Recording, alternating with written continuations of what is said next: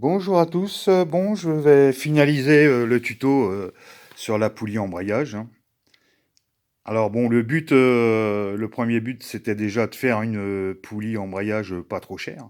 Donc là, ça m'est revenu à peu près bon, en grosso modo, dans les 50 euros. Bon, j'ai des pièces qu'on m'a données, hein, donc voilà. Après, bah, le gros challenge, c'est que par rapport, alors c'est un embrayage de scooter, hein, bon. Par contre, un scooter, lui, sortie moteur, on entraîne directement l'embrayage, donc on a une vitesse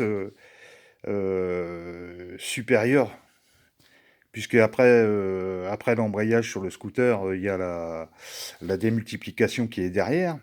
Mais là, en fait, on a impacté parce que, en fait, on a deux réductions. La première réduction avec la poulie, puis après la réduction avec les chaînes. Donc, on perd de la vitesse de rotation par rapport à un scooter. Donc, bah, pour ça, moi, je me suis dit, bon, je vais jouer en fait sur les maslots et les alourdir pour qu'il embraye plus rapidement et qu'il patine moins.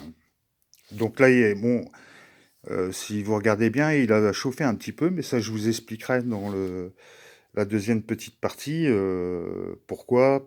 Parce qu'en fait, il y a les réglages et je vous expliquerai après en démontant l'embrayage. Donc après, j'avais aussi un challenge, c'était qu'il fallait me tirer aussi, hein. Alors, il fallait tirer le cochon, hein. Le cochon, il fait 80 kilos, hein. C'est-à-dire le cochon, c'est moi, bien sûr. J'ai un moteur d'origine, donc je pense qu'il doit pas tourner, il doit tourner dans les 5000 tours, je pense, hein, à peu près, hein.